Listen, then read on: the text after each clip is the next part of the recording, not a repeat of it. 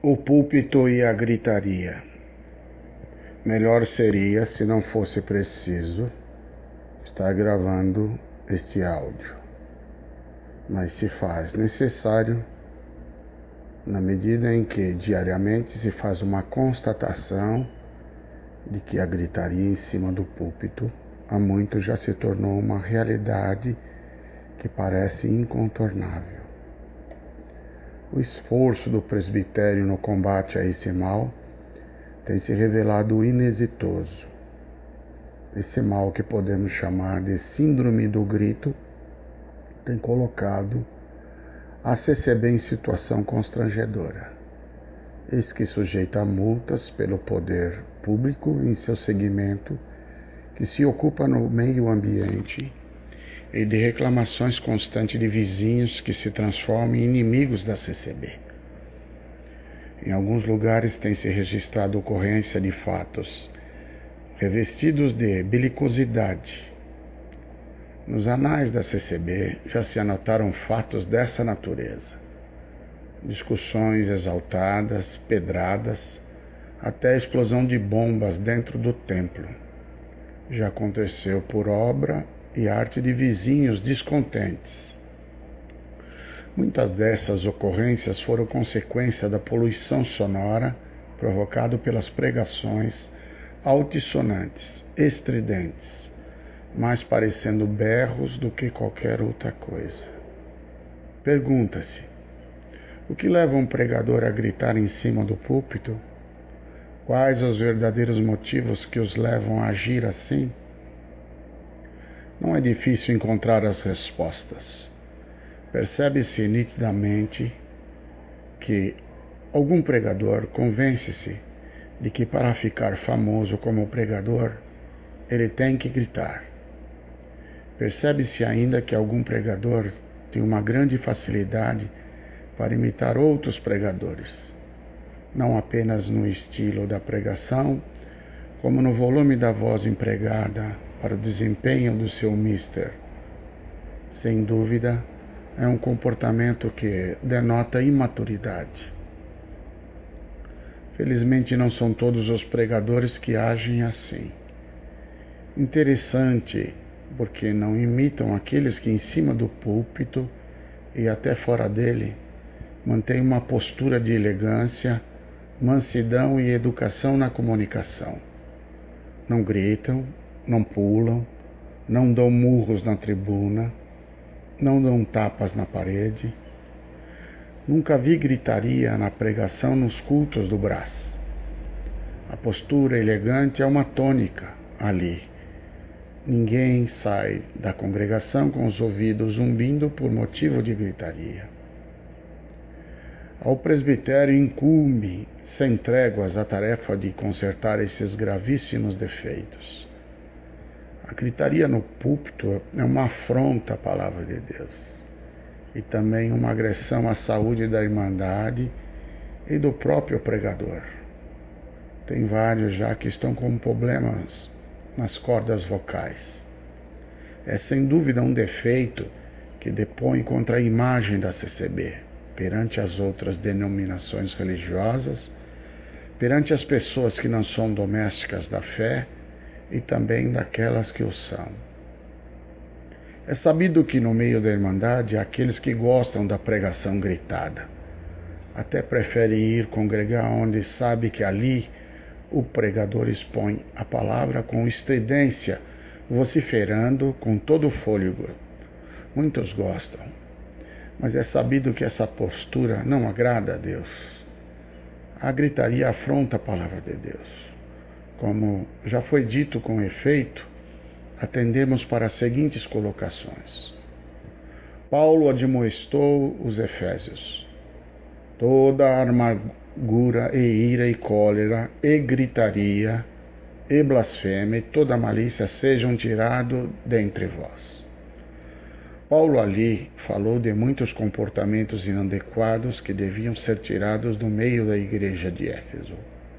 Mas dentre esses comportamentos inadequados está ali com todas as letras a gritaria. Eclesiastes 5, versículo 1, diz expressamente: guarda o teu pé quando entrares na casa de Deus. Ora, guardar o pé é a expressão que significa ter cuidado, ter respeito, ter reverência, porque ali é a casa onde o nosso Deus fala com seu povo. Gritaria não é demonstração de respeito, de cuidado, de reverência com a casa de oração e aonde o nosso Deus manifesta o seu poder. Gritaria não é compatível com a santidade desse local. Não é elegante. Gritaria é mais compatível com o ambiente de um estádio de futebol, uma folia de carnaval, mas não num templo religioso. Parece que não há muita dificuldade para entender isso. O que vemos com a síndrome do grito é uma falta de cuidado do zelo do pregador. Alguém já disse com muito acerto: o sábio fala pouco e fala baixo. Paulo disse, ensinando a igreja de Coríntios, que haja decência e ordem na igreja. A decência e ordem onde há gritaria. Sejamos sábios. Outro sim é importante ressaltar que o Espírito Santo não incomoda ninguém.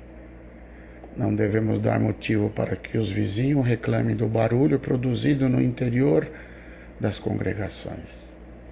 Esta recomendação devia ser impregnada de natureza de ordem imperativa. Entenda-se que se não houver sanção para aqueles que desobedecem estas recomendações, o esforço do presbitério se tornará inócuo, sem resultado.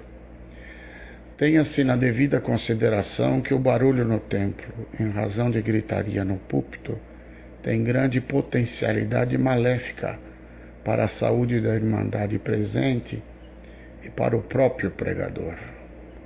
Nosso ouvido não está aparelhado para suportar barulhos estridentes. Está cientificamente comprovado que barulho acima de 65 decibéis é pernicioso à saúde. Há leis estaduais e municipais disciplinando essa questão relacionada com a poluição sonora. Há uma política nacional do meio ambiente regida pela lei número 6.938, de 31 de agosto de 1981. Não convém à congregação desrespeitar as leis. Devemos ser exemplo na sociedade em que vivemos, porque temos conosco um Deus que nos orienta. Além disso, o barulho excessivo e constante provoca estresse, depressão, ansiedade, desconforto, medo, tensão muscular e surdez. Afeta o sistema nervoso, atinge o sistema endócrino, prejudica o sistema de reprodução, diminui a secreção gástrica e provoca súbita injeção de adrenalina na corrente sanguínea. Estes são alguns dos efeitos maléficos causados pela poluição sonora, efeitos que foram captados em pesquisas científicas. Gervásio Leite, Problemas Jurídicos da Poluição do Som, Revista de Informação Legislativa, volume 7, número 28, página 79, edição Senado Federal. Há visitantes que nunca mais voltam a assistir um culto na congregação exatamente devido aos gritos do pregador. Isto é muito sério, porque significa espantar uma alma que podia se converter e se tornar um doméstico da nossa fé. Nesse caso, a gritaria do pregador afastou uma alma da sua salvação. E isso tem um preço. Saber que tudo isso pode acontecer pela falta de cuidado de um pregador é deveras lamentável. É oportuno lembrar que no nosso estatuto, em seu artigo 35, parágrafo 1º, adverte quanto à responsabilidade pessoal do ministro por danos causados a terceiros ou à própria congregação, quando age em desrespeito ao estatuto e à lei. Isso significa, se alguém reclamar em juízo um ressarcimento de danos materiais ou morais causado por poluição sonora, está verificado por gritaria do pregador, em flagrante desobediência à lei, quem responderá por tais danos será o pregador, não a CCB. A responsabilidade é pessoal. Isso deve merecer um pouco mais de preocupação do pregador que sofre da síndrome da gritaria. Já vi escrito na frente de um templo da congregação com letras bem grandes: Deus não é surdo. E eu digo, a Irmandade também não é. Foi uma pichação.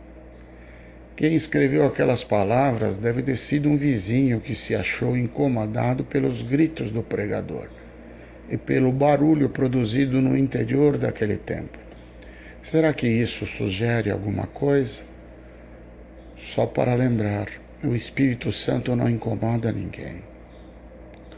O visitante vai à igreja em busca de paz e encontra gritaria. Tem misericórdia.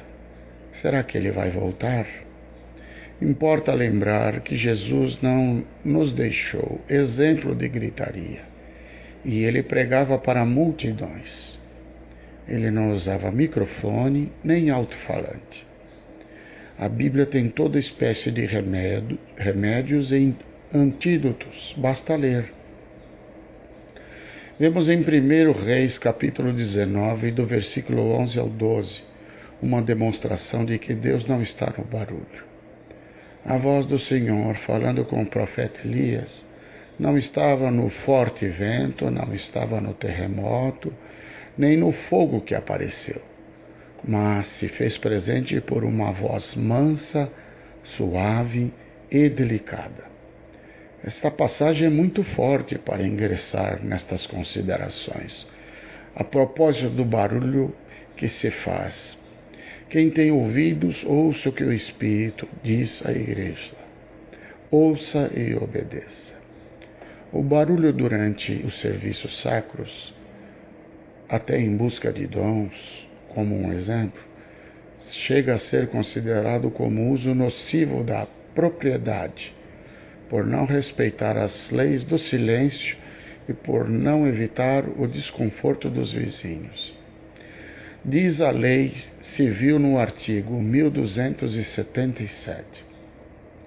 O proprietário ou possuidor de um prédio tem o direito de fazer cessar as interferências prejudiciais à segurança, ao sossego e à saúde dos que habitam, provocadas pela utilização de propriedade vizinha. Esse dispositivo legal é o suporte jurídico que autoriza a ação judicial contra vizinhos barulhentos. A jurisprudência a respeito desse mau uso da propriedade, em razão do barulho ali produzido, é copiosa no sentido de obrigar a cessação do barulho, pena de sofrer multa diária no caso de desobediência, multa que deve ser de valor considerável, com o objetivo de desestimular o mau vizinho a continuar com as suas estridências sonoras. As sanções podem chegar até a interdição do uso do templo, e isto é muito sério. Vê-se que não é apenas a gritaria na pregação, mas também todo e qualquer barulho que incomode, como o som de instrumentos musicais, gritos em cultos de busca de dons, etc. A liberdade de culto assegurada pela nossa Constituição Federal em seu artigo 5º, parágrafo 6º, não exime as entidades religiosas da observância das normas ambientais. É preciso entender uma coisa: O vizinho tem os seus direitos, o direito de ter uma religião e de frequentar os seus templos. Não pode chegar ao ponto de violar o princípio da liberdade do culto e de ter uma outra religião ou até de não ter nenhuma, não sendo ele obrigado a estar ouvindo dentro da sua casa as pregações altissonantes que se fazem no templo vizinho. Fala-se aqui de um direito constitucional que alcança os contornos da dignidade humana. Alguns não se importam, outros reclamam. Já vimos uma notícia em jornal que em determinada cidade um vizinho descontente matou a tiros o pastor na saída do templo, após o encerramento de um culto. Penso que à toa não foi. Este é um assunto muito sério que merece a melhor atenção de todos. A desobediência a esses postulados pode levar à interdição do templo religioso em benefício do direito ao sossego e à tranquilidade dos vizinhos. Já na via administrativa, sem necessidade de se recorrer ao poder judiciário. O nosso Senhor gosta muito da temperança. Vamos pensar nisso. Poluir o som, além de multa diária, pode configurar crime de desobediência, a ser dirigido na esfera criminal. Não convém à congregação ser envolvida em caso como que tais.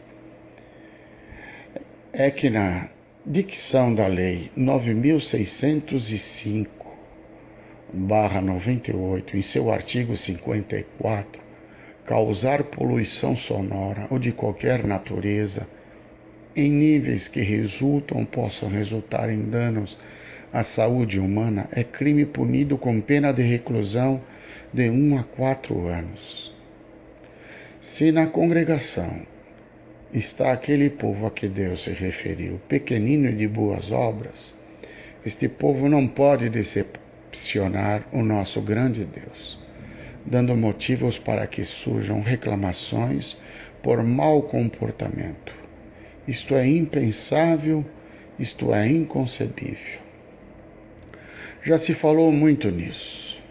Não houve omissão do Conselho de Anciães a este respeito, mas percebe-se que em alguns lugares ainda se manifestam tais procedimentos. Não é o caso de desistir, é o caso de insistir, até que com a ajuda de Deus as coisas possam assumir outros contornos. Deus que abençoe a todos. A paz de Deus.